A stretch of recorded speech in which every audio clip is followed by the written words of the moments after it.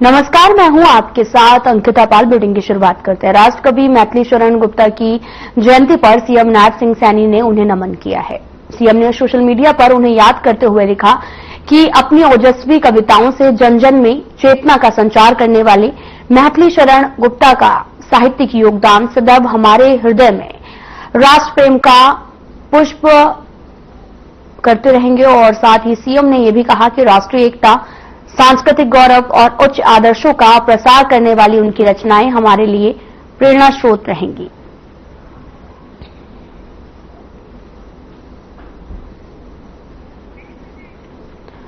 आपको बताते चले कि उनकी रचनाएं हमारे लिए प्रेरणा स्रोत हैं। दरअसल आज राष्ट्रकवि मैथिली शरण गुप्ता की जयंती है, जिसको लेकर सीएम नायब सिंह सैनी ने ट्वीट किया है और उन्होंने उनको याद किया, कहा कि उनकी रचनाएं, कविताएं जो हैं वो जन जन को जो है वो प्रेरित करती हैं।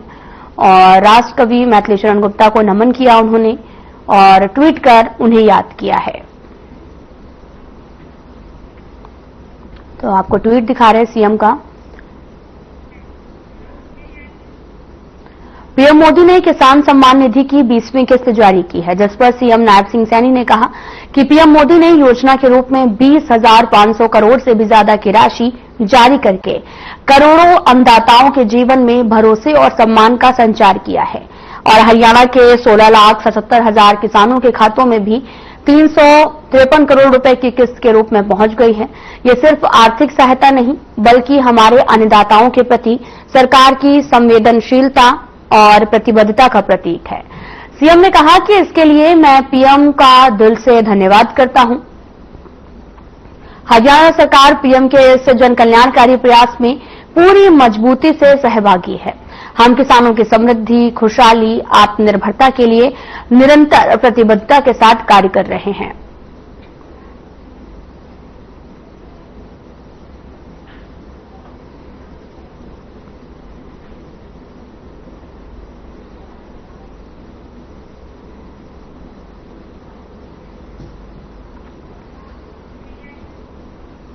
पंचकुला में मुख्यमंत्री नायब सिंह सैनी ने कलेक्ट्रेट रेड को लेकर विपक्ष द्वारा लगाए गए आरोपों का नकारा है और इस दौरान उन्होंने कहा कि विपक्ष केवल राजनीतिक बयान दे रही है। विपक्ष के पास कोई ठोस मुद्दा नहीं है। विपक्ष की सरकारों में किसानों की जमीन जब बिल्डर को देनी होती थी तो उसके कलेक्ट्रेट रेट में कमी कर दी जाती थी और जब डीलर को बेचनी होती थी तब उसके रेट बढ़ा दिए जाते थे। और फिर जब डीलर को बेचनी होती थी फिर उसका कलेक्ट्रेट करते थे 50,000। ये पॉलिसी कांग्रेस की थी, कांग्रेस के समय में थी। और इस कलेक्टर रेट को लेकर के हमारे किसान भी लगातार इस बात को मांग करते रहते हैं कि कलेक्ट्रेट बढ़ाएं। भाई दिक्कत क्या है? कोई महंगाई थोड़ी कलेक्ट्रेट से बढ़ रही है। ये मान ले हमने एक प्लॉट गुरुग्राम के अंदर ऑक्शन किया, वो लगभग काफी 400 करोड़ का पता नहीं कितने का गया वो ऑक्शन पे। सारा पैसा नंबर 1 में दिया। फिर दिक्कत क्या है किसी को? और मैं ये बताना चाहता हूं, जो ये कह रहे हैं, कहा जी रेट बढ़ गए हैं, इन्हें तो हुड्डा साहब ने तो ट्वीट गेल पड़ी कर देना, ट्वीट भी तो देख देता ही नहीं, अपनी उड़ी भी नहीं देख दे। इस तरह का सारे के सारे खड़े हो गए। इनको तो जनो किसी नो मुद्दा मिल गया, वही भी है, इस तरह खड़े हो गए।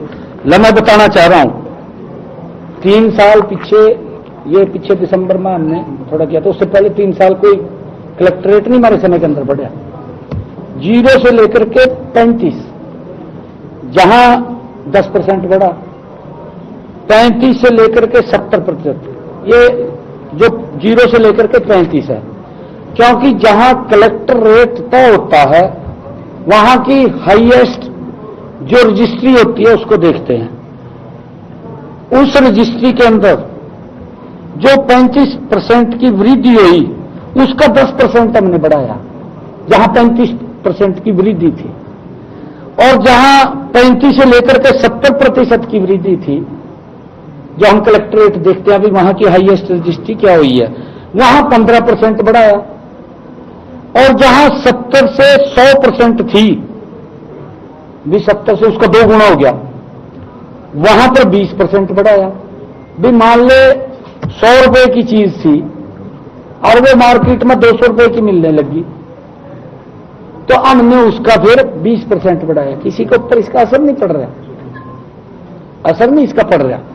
और जहां 101% से 150% होगी, भी 2 गुने से भी ज्यादा होगी, उसका 30% बढ़ाया। और जो 151 से 200% होगी, वहां से हमने 40% बढ़ाया।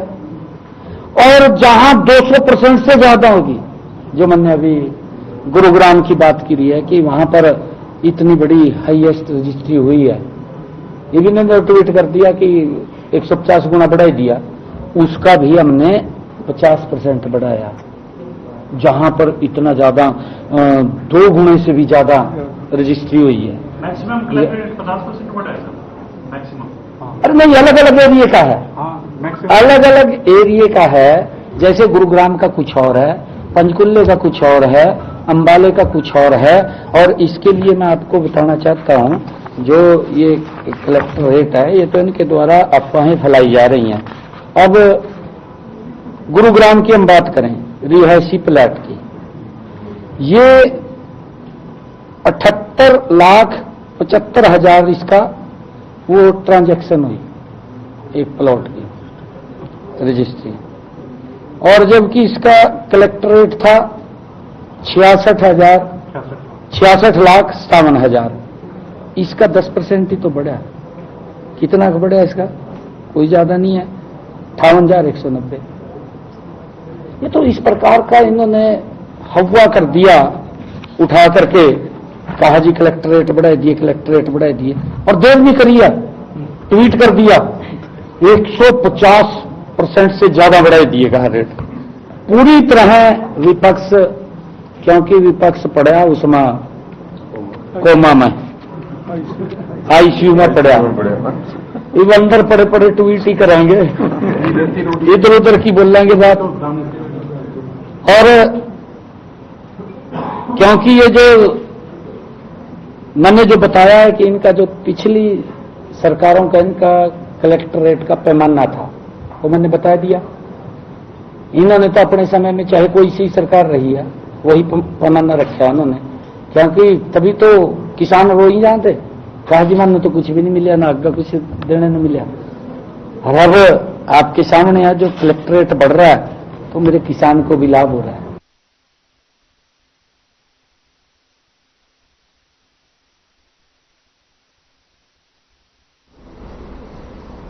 हरियाणा के पूर्व मंत्री रणजीत सिंह चौटाला ने प्रदेश में नई पार्टी बनने के संकेत दिए हैं।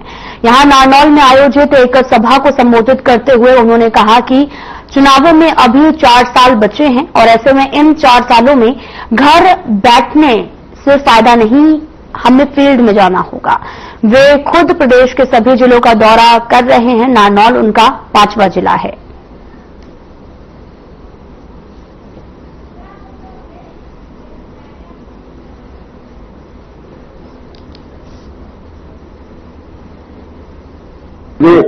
हमारे जो वर्कर है टीम है उसको इकट्ठी कर रहा हूँ, सबसे मिलना जुलना रख रहे हैं, सबके सलाह ले रहे हैं, जैसे रेस्ट हाउस जाएंगे सबसे सुनेंगे। सब अल्टीमेटली तो पब्लिक ने तय करना होता है, और उनसे सलाह कर रहे हैं। अभी 4 साल पड़े हैं, आगे बहुत लंबा समय, बहुत कुछ होगा। देखते हैं कि वर्कर की क्या सलाह, वो फैसला करेंगे। चुनाव तक मैं लोकसभा तक बीजेपी में था, फिर मैं इंडिपेंडेंट कर दिया, तो अभी तय करना है कि क्या करना है। कोई नई पार्टी बनाने का है? अभी कुछ नहीं कहते, अभी सब कुछ यहाँ रखेंगे, जब खोलने होंगे तब खोलेंगे। अभी तो लोगों से मिल रहा हूँ, लोगों से फीडबैक ले रहा हूँ। उसके बाद जब विड्रा हो गया, मोदी जी ने विड्रा किया, इसके बाद इश्यू नहीं रहा था। और कुछ लोग जो थे, एक टाइम उठा था आंदोलन सब लोगों का था, तो उन्होंने विड्रा कर दिया। अब जो ये दुकानें खुल रहे हैं, तो दुकानें खुल रही है।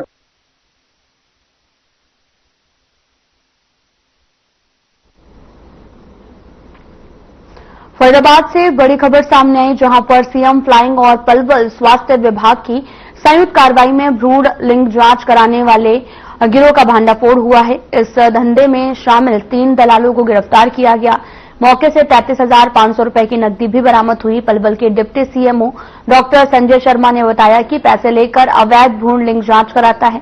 गिरोह का सरगना राधेश्याम नामक व्यक्ति बताया गया है और जानकारी मिलते ही स्वास्थ्य विभाग ने एक महिला को डमी ग्राहक बनाकर भेजा है, जिसने आरोपी से 35,000 रुपए में भ्रूण लिंग जांच की डील फाइनल की थी।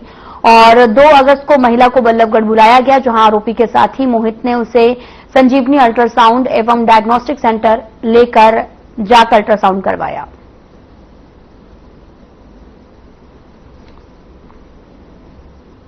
इस छापेमारी में सिविल सर्जन पलवल को कई दिनों से गुप्त सूचना मिल रही थी कि फरीदाबाद में इस तरह का कोई सेक्स डिटर्मिनेशन के लिए केस आ रही, इंफॉर्मेशन आ रही थी। उस इंफॉर्मेशन के आधार पे कल जो है, परसों से हमें ये सूचना थी, हम कांटेक्ट में थे इन्फॉर्मर के। कल सिविल सर्जन से एक टीम गठित करा करके और आज जो है हम सुबह हमको बुलाया गया 11 बजे कि यहाँ अल्ट्रासाउंड कराया जाएगा सेक्स डिटर्मिनेशन की लड़की के लिए। फिर बाद में हमको दो घंटे बाद 1 बजे के लिए बोला गया। फिर 1 बजे के बाद 3-3:30 बजे हम जो आए और उस हमारी डिकॉय को लेकर के, जो कि पहले से भी निर्धारित, हमने सारा इशारा उनको समझा करके और हमारी डिकॉय को लेकर के ये टॉर्च जो है दलाल संजीवनी अल्ट्रासाउंड सेंटर पर आ गए। यहाँ पे अल्ट्रासाउंड किया गया। अल्ट्रासाउंड के बाद हमने वेट किया और आकर के जब उन्होंने इंफॉर्मेशन दी कि उनको लड़का बताया है, दलाल ने आकर के डिकॉय को और हमारे साथ डिकॉय के जो थे, उसके बाद हम हॉस्पिटल में एंट्री करके यहाँ पे छापेमारी करी, कागजात जब्त किए गए और आगे की कार्रवाई जो है हम अभी उसमें कर रहे हैं।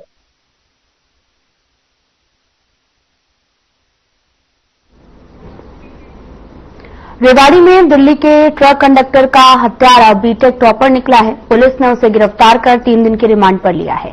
इस केस का मुख्य आरोपी अभी पुलिस की गिरफ्त से बाहर है। साथ ही पुलिस पूछताछ में सामने आया है कि 29 जुलाई को बावल में ट्रक कंडक्टर मनोज ने दीपक के साथ गाली गलौज और आपसी कहासुनी हुई थी। दीपक ने फोन कर अपने गांव जोनियावास में अन्य भाइयों को बुला लिया और इनके साथ ही टॉपर विवेक भी पहुंचा था। सभी ने मिलकर मनोज से मारपीट भी की, जिसके उसकी मौके पर मौत हो गई।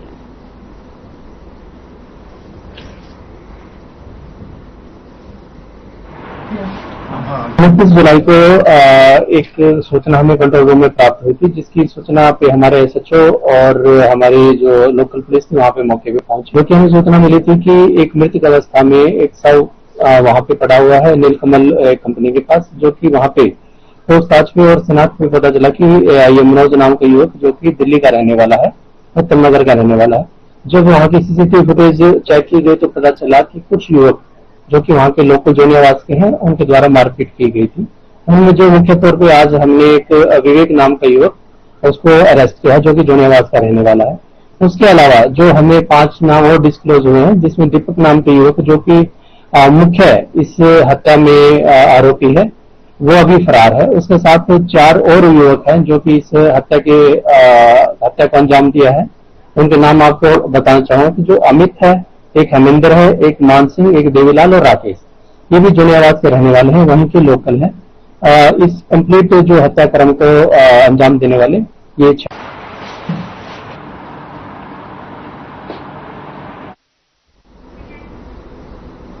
फिलहाल यहां रुकते हैं छोटे से ब्रेक के लिए।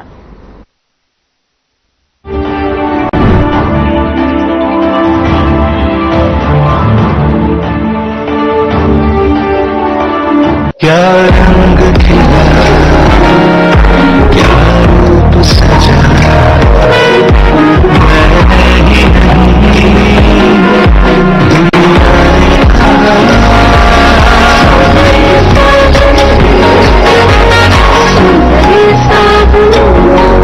क्या आप दुबले पतले कमजोर हैं, आपकी सेहत नहीं बनती, भूख कम लगती है, वजन नहीं बढ़ता।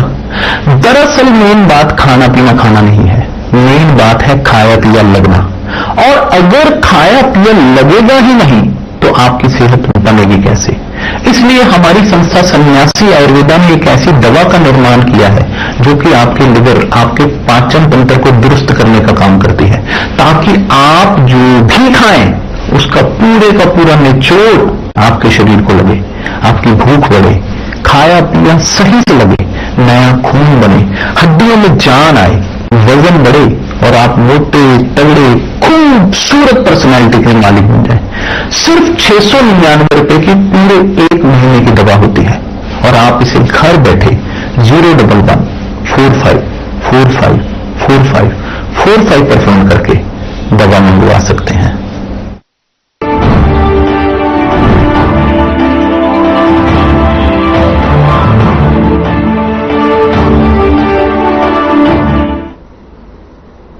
ब्रेक के बाद स्वागत है, आप सभी का रुख करते हैं खबरों की तरफ। फरीदाबाद के सेक्टर 20A स्थित सीएनजी पंप पर 27 जुलाई को 2 पक्षों के बीच मारपीट हो गई, जिसमें 2 बच्चे समेत 3 लोग घायल हो गए हैं। ये विवाद सीएनजी पहले भरवाने को लेकर हुआ। मारपीट में घायल हुए लोग को बीके अस्पताल में भर्ती कराया गया। साथ ही वारदात के 5 दिन बाद में पुलिस ने मामला दर्ज कर लिया है। फिर भी पुलिस ने अब तक किसी भी आरोपी को गिरफ्तार नहीं किया है।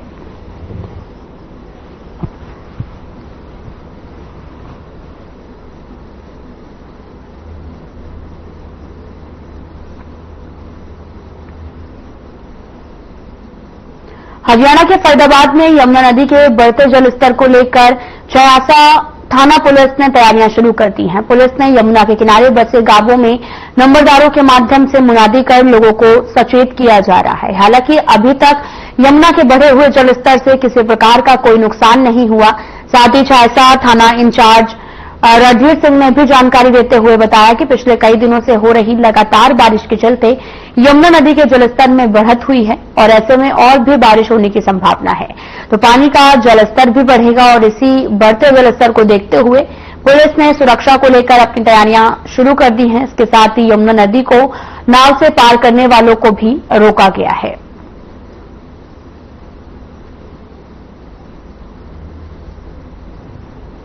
को लेकर हमने सभी गांवों को जो इसके साथ यमुना के साथ लगते हैं उनको सबको नंबरदार सरपंचों को सूचित कर दिया गया है और जितने भी यहाँ किसान हैं उनको सबको हमने बता दिया है।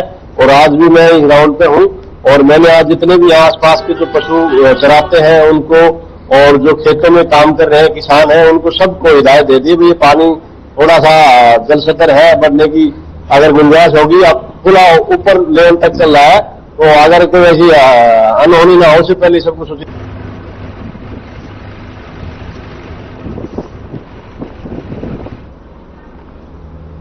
हरियाणा में 5 अगस्त तक डाक सेवाओं पर ब्रेक लगा हुआ है, जिसके चलते महेंद्रगढ़ जिले में डाकघर बंद पड़े हैं, उनके ताला भी लगा हुआ है। और ऐसे में राखी का त्योहार है, नजदीक आने पर डाक द्वारा अपने भाइयों के लिए राखी भेजने वाली बहनें परेशान हैं। वहीं डाकघरों में ताला होने से सभी कामकाज भी ठप हैं। साथ ही पूरे प्रदेश में डाक विभाग की ओर से सॉफ्टवेयर अपग्रेड करने का कार्य भी किया जा रहा है, जिसके कारण डाक सेवाएं पूरे हरियाणा में ठप पड़ी हैं। डाक सेवाएं ठप होने के कारण डाक विभाग की ओर से ना तो कोई कहीं पर रजिस्ट्री हुई है या फिर सामान्य डाक भेजी जा रही है, ना ही कहीं से डाक आ रही है। साथ ही काम नहीं होने के कारण डाकघरों पर ताला लगा हुआ है और लोग बाहर से ही चक्कर काटकर जा रहे हैं। और इसकी पूर्व सूचना भी डाक विभाग ने किसी प्रकार से लोगों को नहीं दी है, जिसके कारण लोगों को ज्यादा परेशानी हो रही। ये सेवाएं पूरे प्रदेश में 5 अगस्त तक ठप रहेंगी।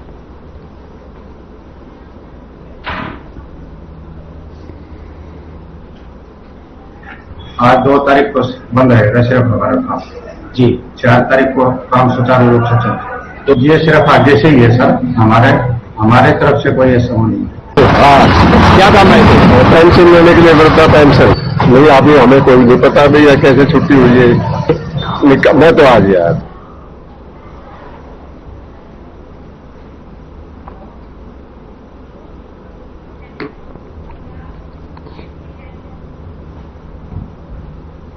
फरीदाबाद के बादशाह खान सिविल अस्पताल में विश्व स्तनपान सप्ताह 2025 कार्यक्रम का आयोजन किया गया। यह आयोजन 1 अगस्त से 7 अगस्त तक स्वास्थ्य विभाग की ओर से चलाया जाएगा और इस कार्यक्रम का उद्देश्य मातृ और शिशु मृत्यु दर को कम करना है, भावी पीढ़ी को एक बेहतर स्वास्थ्य आधार देना है। और इस अवसर पर जिला प्रशासन जिले भर में जन जागरूकता गतिविधियों की भी श्रृंखला शुरू कर रहा है, साथ ही जिसका उद्देश्य नवजात शिशुओं में स्तनपान के महत्व को रेखांकित करना, माताओं को इससे जुड़ी वैज्ञानिक जानकारी प्रदान करना। इस सप्ताह के दौरान जिले के सभी स्वास्थ्य संस्थानों में कार्यरत चिकित्सक, अधिकारियों और स्वास्थ्य कर्मचारियों को स्तनपान से संबंधित विषयों पर प्रशिक्षण प्रदान करना है, ताकि वे समुदाय स्तर पर जागरूकता फैलाने में सक्षम हों।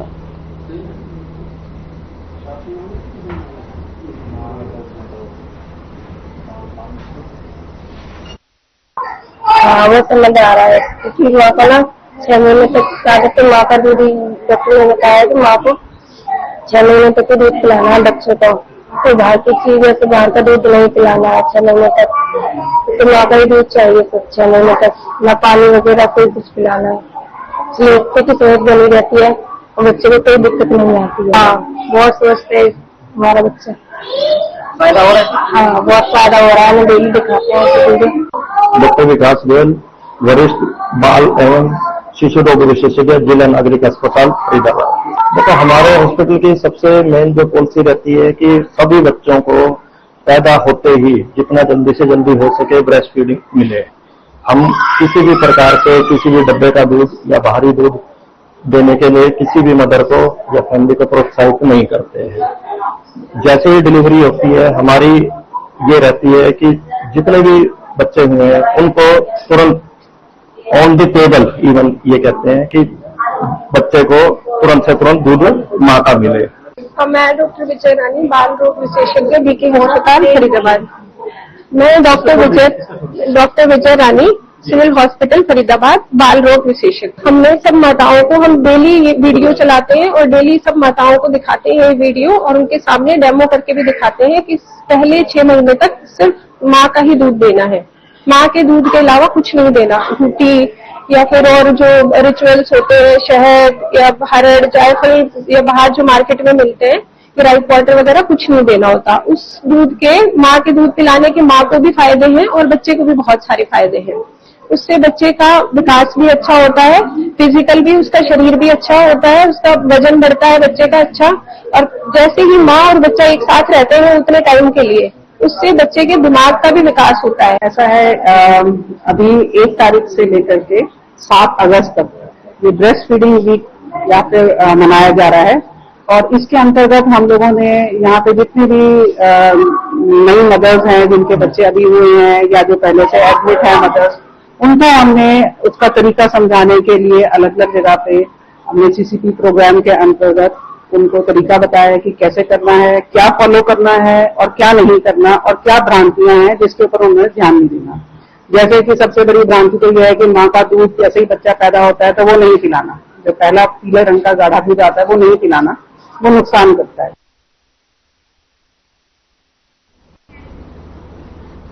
फिलहाल बुलेटिन में इतना ही। नमस्कार।